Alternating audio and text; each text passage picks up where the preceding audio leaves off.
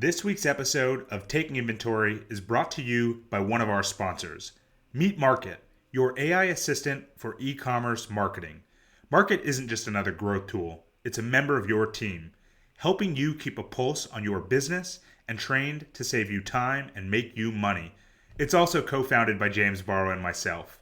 Visit us at withmarket.com. Now, let's get to the podcast.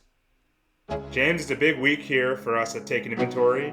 It was your 39th birthday, so happy birthday, buddy. And we've had probably one of the most high-profile people that we've had on the podcast to date, welcoming Jackie Pimentel from Meta. Yeah, I mean, not only do I feel kind of old that I'm almost 40, but I've also realized that I've known Jackie, I think, for like 13 years. She was probably the first person I met at Facebook back when they were just the Facebook.com. And since then, she's gone on to do just kind of a ton of just super cool, inspiring things to the point now where at Instagram, she's overseeing marketing for Threads, creators, and Reels. Probably can't think of three more high profile products to work on. And she gave us just, I think, like such an honest and real kind of look under the hood of like how do they actually build and ship products there. So aside from my wife taking me to Universal Studios, I would say Jackie coming on the podcast was the second best gift I got this year. Well, you clearly haven't gotten mine yet. It's in the mail, so keep an eye out. But for now, let's get into it with Jackie. Today we have Jackie Pimentel on the podcast. Jackie is the Senior Global Marketing Director at Meta, overseeing creators, Reels, and Threads. She's got over 15 years of experience leading product marketing, monetization, and business operations teams. She worked at Pinterest.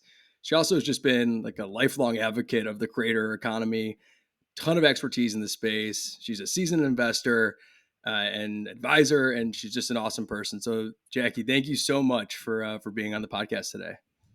Thanks for having me. It's also fun to hang out with old friends. We kind of started our careers together, so it's great to be back together. Yeah, for context, so I met Jackie when I was running Shift. I probably showed up at Facebook headquarters like wearing a suit and tie. Probably the first time that. You did. So it's been a long journey, but you know, Meta, or I guess previously, I guess Facebook, like we're such good partners to us, and you guys, I think, often don't get enough credit for like actually being great technology partners. So it was an awesome experience, and I'm pumped to talk to you today.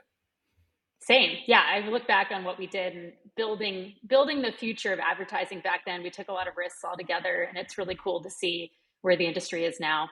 And who would have known, like over 10 years ago, that we would be just all the places we are now, especially with like native advertising. Now today we'll talk a lot about, obviously creators and all the other new kind of ways of advertising and how people can make advertising even better and more contextual for people. But it's crazy that it's back then, kind of at the frontier. Yeah.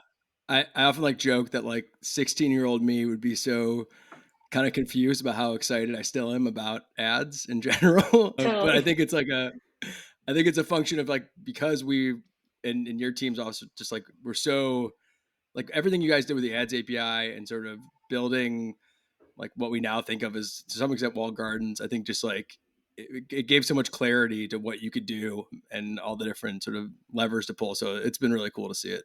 Yeah, totally. And I mean, you guys at that time were such innovators with the API marketplace and building out this marketing partners program. And so maybe talk a little bit about your journey, both at Meta and outside of Meta, and some of the key moments that have led to kind of your current role in this next evolution of ads and next evolution of kind of the digital economy. Well, I mean, even getting to Meta was back then was the Facebook.com, and it was just a desktop site. And I was working actually in accounting, and my twin sister had just started a social arm of Razorfish. And she's like, you got to check out Facebook. Like they're building an ads business. And I was like, I was using it all the time. And actually my father was livid because he was like, you're giving up a great career in accounting. You're throwing it away. He's like, how is Facebook even making money? Literally, he goes, how is Facebook even making money? And I was like, I don't know, but we're going to figure it out. And so when I joined, we pretty much had two placements. We had the right-hand rail on desktop, and then we had banner ads. I don't know if you guys remember, we used to have banner ads from Bing that we had a partnership with them. And so it was early days, very early days. And I just had a belief. I just knew that there was going to be, because of the time spent, people were starting to spend more and more of their time on these kind of social platforms and connecting with each other. And it was kind of the whole Web 2.0 surge.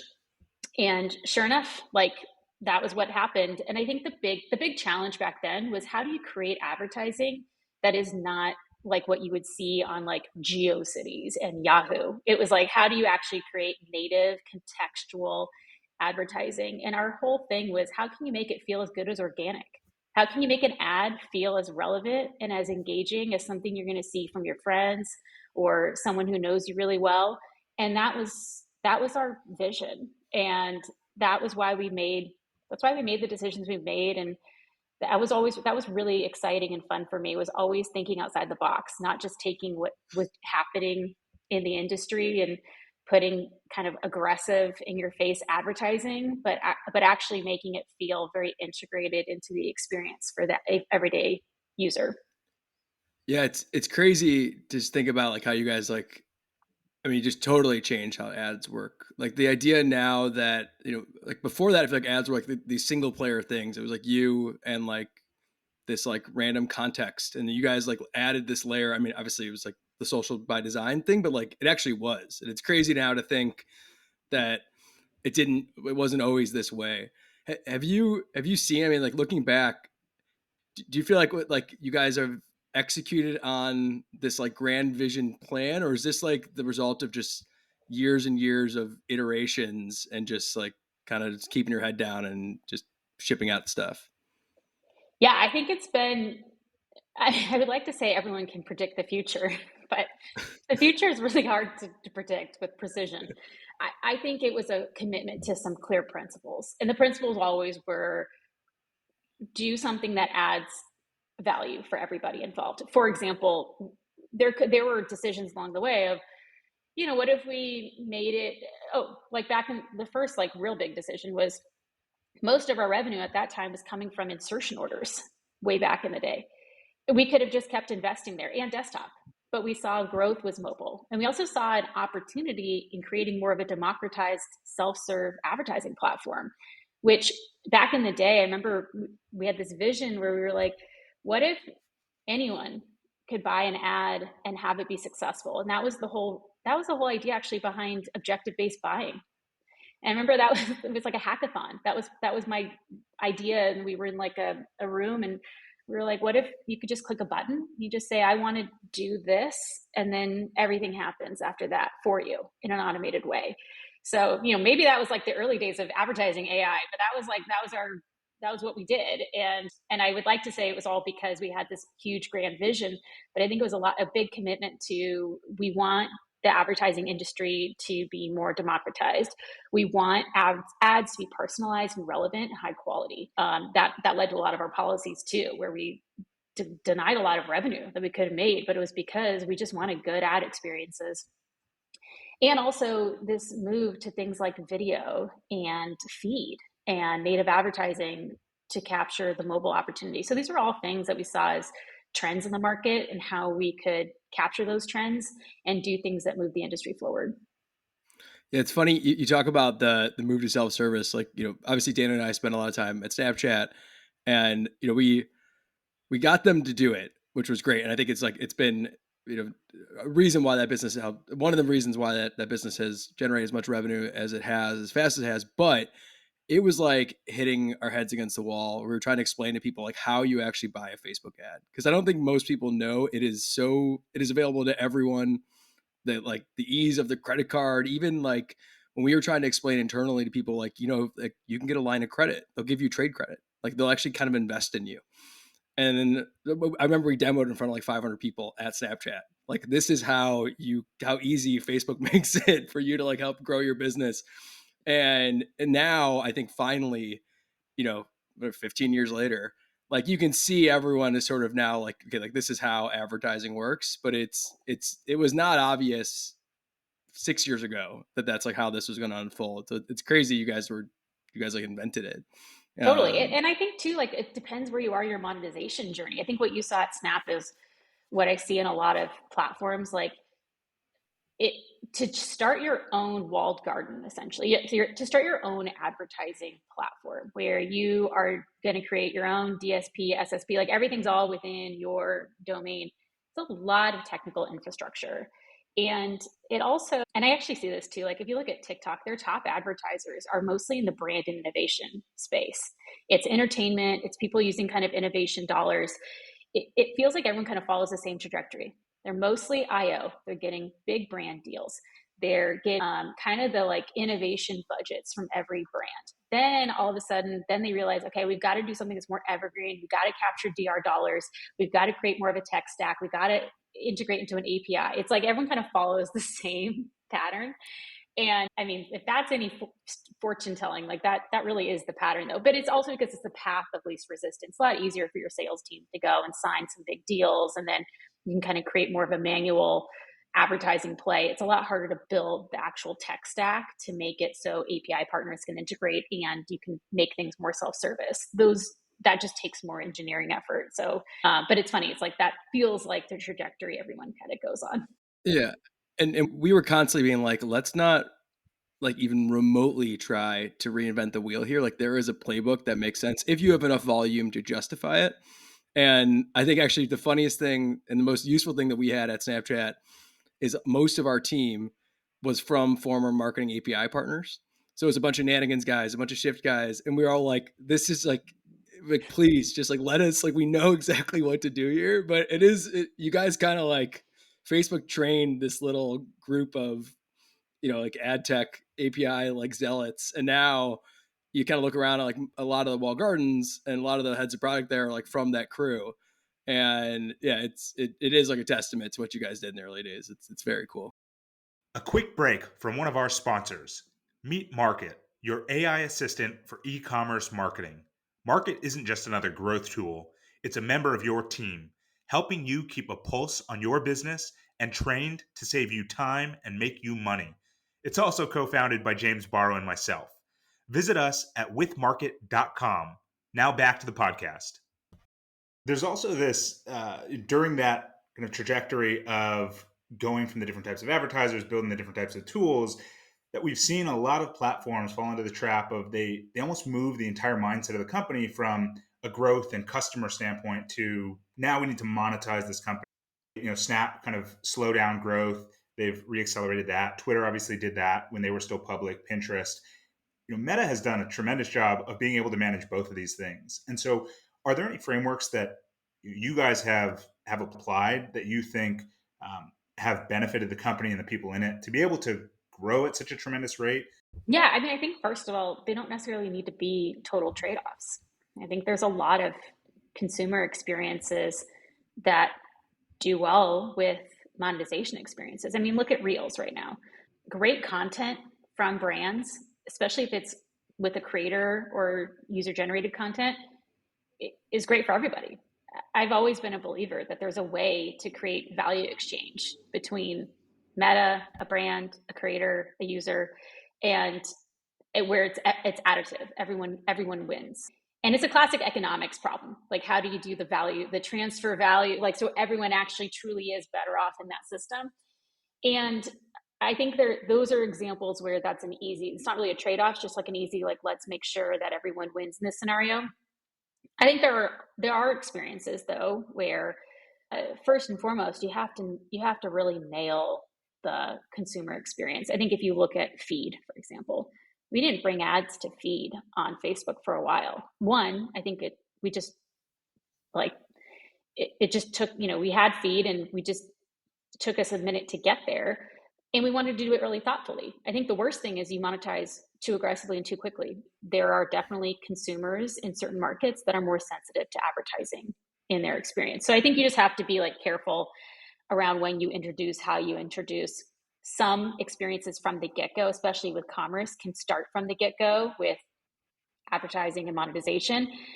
Others, you want the users to be there first and foremost before you start introducing ads or really trying to monetize the space. And you also want to see what the consumer behaviors are.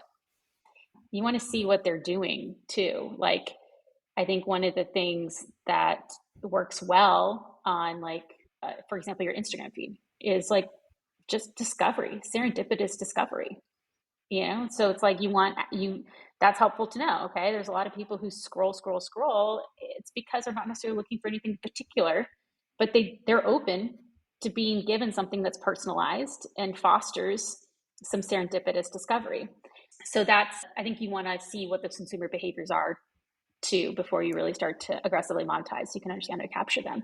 Those are just like some examples, and I think like there isn't a hard and fast rule, but you definitely, what you don't want to do is just shove ads anywhere just for the sake of shoving ads in places.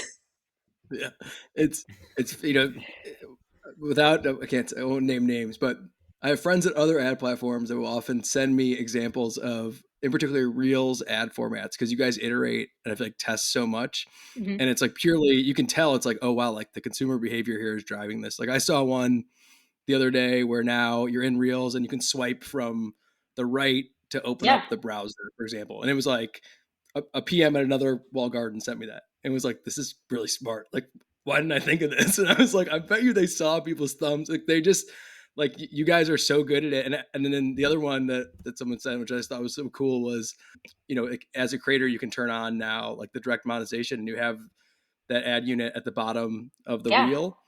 And it was something we pushed for that at Snap years ago. We're like, this is such a good example of like the win-win-win opportunity here, where totally. like I can, and it's just like it's what I was, and it will become the norm, because I think when you guys usually pull it off, like we kind of joke, I mean this endearingly, but like Meta has the at times the reputation of like copying a lot of great, really good features on the consumer side, where we were always like, we should copy everything they do on the ad side. Like you guys know how to do it. Well, I can't comment on that part, but I will say that I am proud of the way that we have pushed the industry forward in a couple of areas. And yeah, but I think that speaks to like to just consumer interactions can spark monetization opportunities, whether it is in the design of a format or how to connect a brand and a person. If you just first like make really intuitive and elegant experiences that focus on how you deepen the session of a user. Like I had this designer back in the day who said, sometimes with a phone, we're really good at the up and down scroll. But what about the depth of the phone? Like the tapping experiences and allowing people to create their own adventures to go deeper in pieces of content. I always kind of held on to that as something that was an interesting way to think about designing, whether it's ad formats or other things, experiences that give more depth to an experience. But the worst thing is you don't want to trap them. So that's why good user design, really thinking about how to let someone explore content in the way that makes them feel still like they know how to get back in return, then you can add more depth and more opportunities. Like I think too, some of the ad units, it's really cool to see that formats now can also start with monetization in mind in a way where it adds more, yeah, more discovery. And I'm glad that you brought up the creator standpoint, because I think too, one of the things I'm excited about with creators content in general is giving, that's like additional ways that brands can get in front of their audiences. And creators have like, a lot of our top creators, millions and millions and millions of followers. Or even if you only have like 20,000 followers or 5,000 followers, they can, if they, every word they hang on of yours is important to them and influences their decision, that pixel space that you're now giving a brand on their reel is hugely valuable, because now someone who's like a really important follower of that creator, it's click of a button for a creator to add that monetization into their own workflow, and then a brand gets that space, and if that increases the effectiveness of that advertising and it's much more compelling to the user, well then yeah, again, everyone wins. So I'm excited about those opportunities. It's interesting that talk about content and formats, sometimes being able to be led by monetization and that being an added kind of piece of the content and the engagement. And I think creators is just such a good example of that a lot of the creators that I follow or that show up in my reels, they lead with monetization. Here's a product that I'm reviewing. Here's a product that you should buy. Here's an Amazon find, whatever it is. But that's what I'm watching, and I enjoy it. And I mean, that's a huge, huge evolution from where creators started, where it's, hey, look at me, I'm eating this food at my favorite restaurant, or here's what I'm doing during the day. And like you said, now it's a business, but it's a very, very deliberate business. And as consumers, we engage with it. And so what have you seen during that evolution of creators, and where do you think creators go from here? I creators have been on our platforms for years and years and years. And I think the things that are changing now most in the industry are micro influencers that I'm most excited about. It's the creators that do have maybe a smaller but very passionate following. You don't necessarily have to have millions and millions of followers to get a brand deal. We're seeing that too, just in the ad tech space of all these companies that are cropping up that are startups or very established companies too that are helping. They're creating these platforms to match brands and creators, and we even see that like our creator marketplace product that's making it easier and easier for creators and brands to use Instagram and all within the app to make a deal, look at align on the content, do all the pricing all on the app. And I think that the evolution has really been that, which is going from these like very manual, get a top build creator to do something with you, into how do you just have like always on, like use creators as like an always on channel to help sell your products. So that's something that I see as where we are now is building out these much more scaled platforms and approaches, and then that's going to really benefit a lot of new types of creators. So maybe creators that used to have much more of like a niche or a smaller community but are now able to kind of grow and thrive. I think it'll be interesting too, like there's this some reports too that show that now like Gen Z audiences are like, hey, maybe I'll skip college and just become a creator. Like that's that's like a viable profession. I have a 6-year-old and I'm like already being like, oh, okay, maybe someday she's going to come to me and be like, this is my job now, is I am creating content and this is my full-time job. And I'm probably going to have to say, okay, given that literally is my mission in life right now. So that's where, that's another place we're going to. Does that give you more sympathy for your dad about the accounting kind of when he was mad that you left accounting for this? I mean, like, 100%. yeah. Yeah, I'm living my own. I'm living it too. Like I'm sure that like I'm going to go through the exact same thing when my daughter gets that age.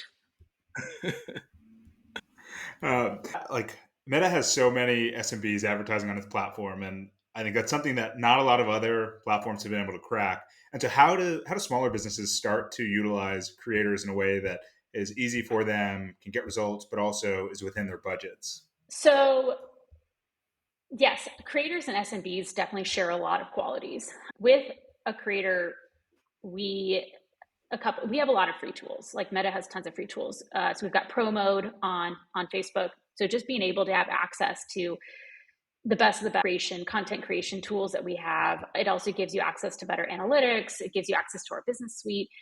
On the Instagram side, same thing. You get access to different types of products. And so I think it's just taking advantage of all the free tools you have access to when you move into a creator mode. And we see millions and millions of creators taking us up on that, and they do that. I think that the where I see like a convergence to like SMB and creators is definitely on the third party tooling, and that's something I'm really excited about. Is like I'm really excited about like the how AI is going to help with the workflows of the everyday creator. So with content creation, content editing, how to like now they could do like a creator could literally just use AI to create tons of content and then customize it in various ways. So ideally, I mean, hope it could 10x their workflow in terms of efficiency. So those are some things that are not necessarily on our platform today, but I mean, I have no question we're going to be continuing to leverage the best of AI to bring to our tools. But I think like where a creator gets started is first using those free tools. We are definitely always bringing to the best education opportunities to help creators learn from each other. We have our @creators handle on TikTok and on Instagram. We put content out there daily, actually, where we are featuring other creators that creators can learn from. these communities are great places for creators to learn from each other. And we see that too with SMBs do the same thing. Creators want to learn from other creators. They get the best like new hacks, new tips, ways to use tools that maybe even we didn't know. We have creators too that we call them like we have them just create content for us on those handles, and they teach me something. Like there was this one creator, Elliot, and he was showing me like how to do this new story format. I literally had no idea that the camera was capable of doing that. He showed me how to do it. And the power users, just having our creators learn from those power user creators, that's a great way, and it's free, and it's something that our platforms can do really well, is connecting those creators together. So those are great resources for creators, is our at creators handle on TikTok and on Instagram. You can learn a lot there. Awesome. And I guess switching gears from, it's also just very cool, all the stuff you work on, but switching gears from creators and reels, if that's not big enough, but you also oversee product marketing for Threads. And, just like, we'd love to know just what was it like to lead up to that? Like, how did you guys keep it secret? I felt like that was like the greatest launch in the history of launches. And just like, what was it like leading up into that? And I don't know how much you can say, but I think people are probably just kind of like, just, it was like mesmerizing how big it all felt. Yeah, Threads is really exciting.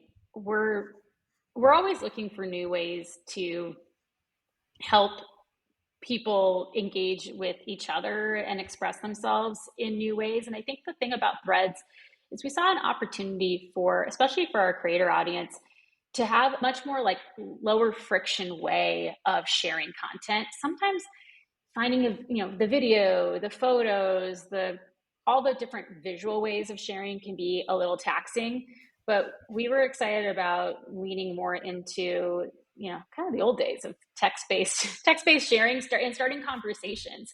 um, the main thing that we saw a really big need for was deepening like public conversation, but positive conversation. So there's a lot of negativity out in the world, and we the things that always spark my joy are when I see a very constructive and high quality conversation happening between a creator or just peer to peer, person to person, happening in the comment section of a post. And we're like, how do we highlight that being the source of the content? And so that's kind of where Threads came about, was how to have a platform that focused more on that public conversation that was constructive and positive. And what we're seeing right now is really exciting. It's really exciting to see communities coming on to Threads.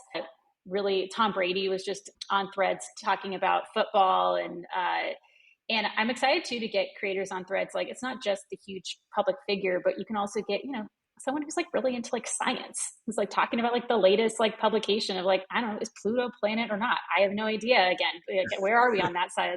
On that side of history. So we're excited about all that, but kind of how it happened was, just seeing a need there, and it was a great, that project in general was a great reminder of keeping the team really small that we had on it and nimble. And it really reminded me of working at Facebook back in like 2011. I mean, that was how we approached the work, was let's just go really fast with a really small team. And I think we're seeing that too in the tech industry, of people wanting to consolidate single threaded ownership and decision making and help people go faster. And that's exciting for everyone involved, to help these teams go faster. Having a really small team, even though it can feel taxing at times with maybe limited resources, but it really helped the work go quite fast. Yeah, it's funny you say that, because for our like startup, I mean, we're a small team, and I think we've never moved as fast as we are, because we finally were like, let's just flatten it. It's a small team, everyone like crank, and then these AI tools have helped like a lot. Like I was joking, like we're writing, like we have a new website coming out, and like I kind of work for AI now. Like it's now like it's definitely like I'm its assistant, Totally. and it's wild. And you have a whole series of LinkedIn posts you do every week where you're like talking about kind of where the space is going. And at the end of this, we'll put in the show notes how people can read it. But one thing that I saw you talk about a few weeks ago was just like the sort of just how democratized like advertising and everything can be because of AI. And to some extent, I think that's AI also sort of democratizes running small businesses or even like shipping products, right? Like just little teams can do so much. But just love to kind of get your point of view of like how you think about it and how you think AI just in general will kind of permeate across kind of all the products that you oversee. When you launch a product like that, how do you get past the cold start problem? You've got all these users, but I come on and is there no content? Like, how do you get past that? Yeah, great. That was our big problem and question with Threads was, so one, I think it is attached to the Instagram graph. Like you notice, like when you log into Threads, it's from Instagram. So that helped us with just having a great ecosystem and people we could bring into Threads. But the problem was, it's like showing up to a party with no music on. What is there when you get there? And so from the first moment that someone got to Threads, we wanted the content to be there, and that meant pre onboarding tons of partners. We had an incredible cross functional team that worked so hard to get great content from our partners and creators loaded in, ready to go the moment that we flipped the switch. So that was like the huge unlock. And do you think I don't know if you can comment on this, but could you imagine a world where like not only it's tied to the Instagram graph, but maybe like some of the other kind of products could, in other regions could bring in, and that could help solve that cold start problem as you expand, or is it for now it's just like an Instagram only kind of use case? Well, Instagram is really just what we use for the login. For the content is all within the Threads ecosystem. I think what we're focusing on first and foremost is we want content that feels authentic and unique to Threads. So we want Threads to stand for something unique. And right now it does, because it's content that you can only find on Threads, and it's fostering conversation. The reply is the really big part of the Threads experience, and that's different than the experience you're going to have on Instagram. It's different than the experience you're going to have on Facebook. And I think that's really important, and that's something that we're keeping core, is like, how do we make sure the Threads content and the Threads experience stays unique to Threads? Because the problem you can run into is if you just kind of make everything feel the same, is then what is the reason to have multiple apps on your phone? How do you move from an ecosystem where you've talked about consumer behaviors and studying that and building product based on consumer behavior to now the Threads app where you don't really have any history, or you have no history of consumer behavior? You're getting it in real time from millions and millions of users, and then you're having to iterate, as you said, with such a small team. How do you work through all of that? Well, you make it sound so daunting. I think you have to approach it with excitement and optimism. That is 100%. You have to have a pioneer mindset. There are other parts of the company, and it doesn't matter if it's Meta or anywhere else. If you're going to work, and especially in the spaces we've all worked in, if you're going to work in something that's kind of at the bleeding edge, you have to have a pioneer spirit, like one of, we're going to figure it out. We're going to keep moving forward. We're going to make decisions. If you want certainty, like if I wanted certainty, I would have stayed at PwC back in the day. I would not have gone to Facebook.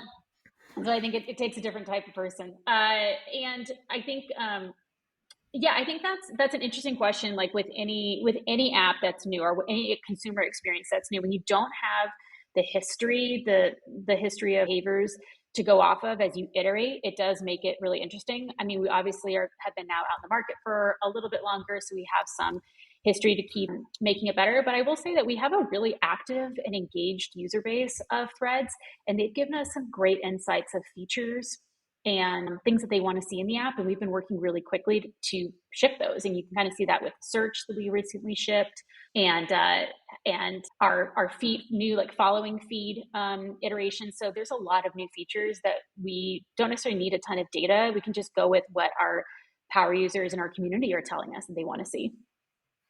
Yeah, and I think one thing that's like just a testament to that is like I was looking at the App Store. I think it's like number 4 in the App Store, and it's like ahead of YouTube and Google and TikTok and Snap. I mean, it definitely feels like the pioneer mindset is paying off, and like it'll be interesting to see, just where it goes over time. You could imagine it just being pretty wild.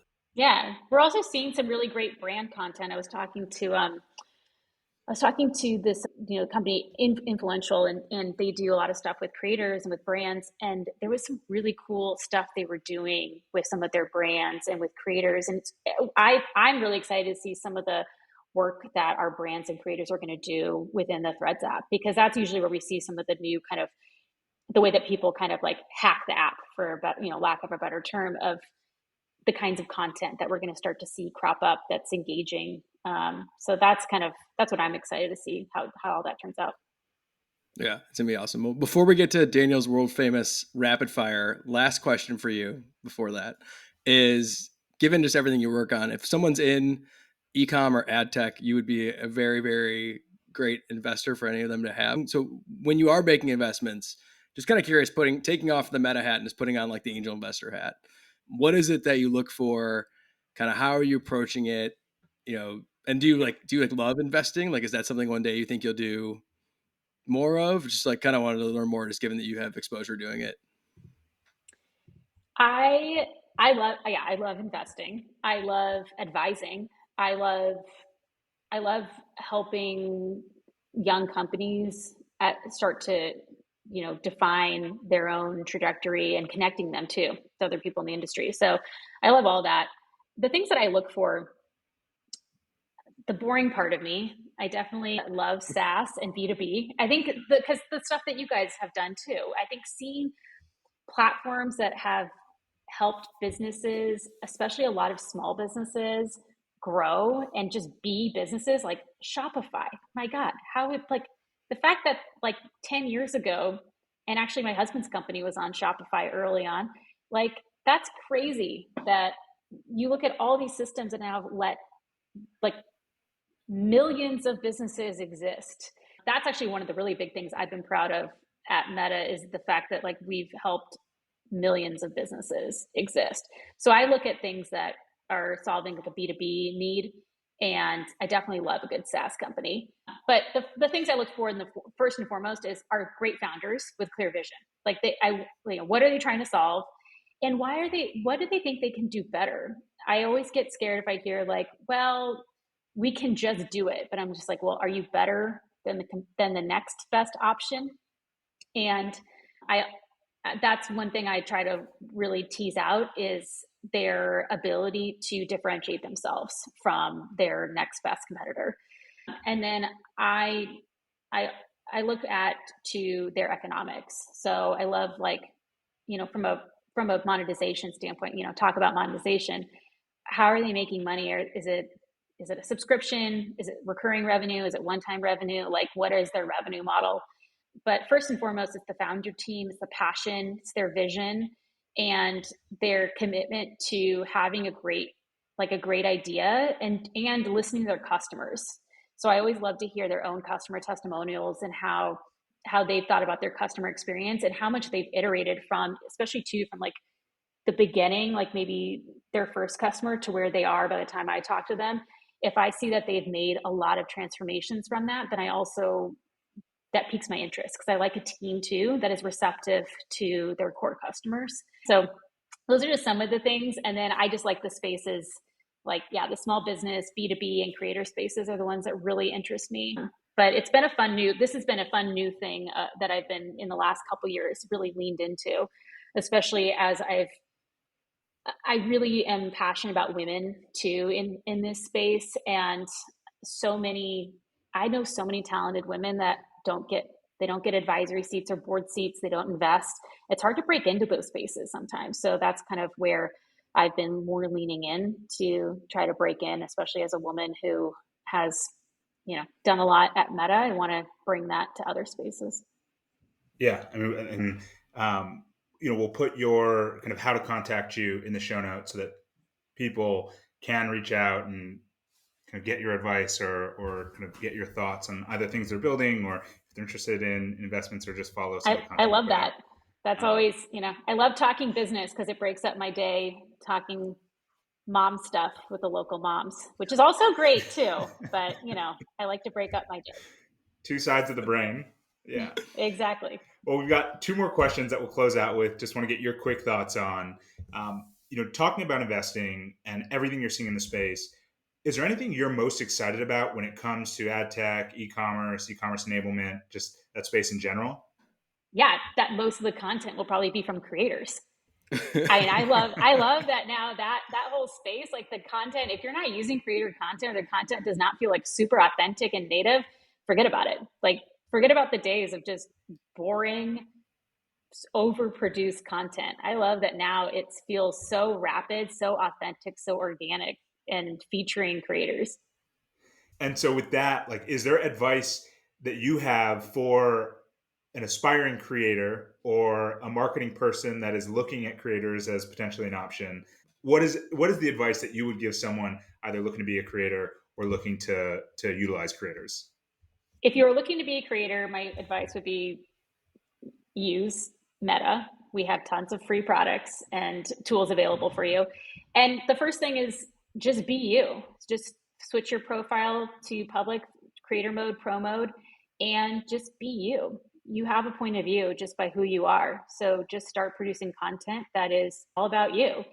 Um, and building your audience that way. And then for marketers looking to work with creators, our creator marketplace product is awesome. It does let you connect to a lot of creators. And like I said, these micro influencers, which micro is a bad word because it speaks to like them being small. They're not small. When I say micro, it means like you don't have to pay millions of dollars to get a great creator to talk about your product.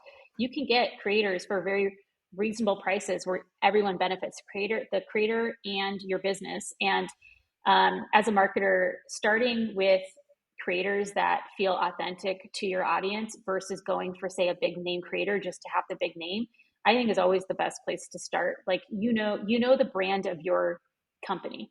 So think about, what does your brand stand for? And then when you look at creators, just who they are, what they stand for, align your principles together. And those are some great partnerships that I see. And like I said, all these tools now that make it even easier for those creators and marketers to connect. It's never been easier than it is today, and it will only get easier from here. That's great. Thank you, Jackie. And before we let you go, where can listeners follow you or find the content that you put out? Well, you can find me on Threads at Jax Pim, JAXPIM. And then, yeah, if you want to follow my Monetization Monday posts, it's on LinkedIn at LinkedIn Jackie-Pim, PIM. I love those posts. You should keep doing them. And sure. I've got one to go. I've got one today. I appreciate that. Yeah, listeners should follow you on. Are you on Creator Mode on LinkedIn? Yes, I am. Okay, all right. Follow Jackie. Okay. Well, awesome. Well, thank you for doing this. We really appreciate it. I know you have a ton going on, but it's awesome what you have built and what you are building. And yeah, we really appreciate you just taking the time to do this today. Thanks for having me. I really appreciate it, and it's so good seeing some old friends. Before you go, we need your help. If you enjoyed this week's episode of Taking Inventory, then subscribe or rate wherever you listen to the podcast. And while you're at it, please share this episode or your favorite episode with a friend. We'll be back next week with another episode of Taking Inventory. See you then.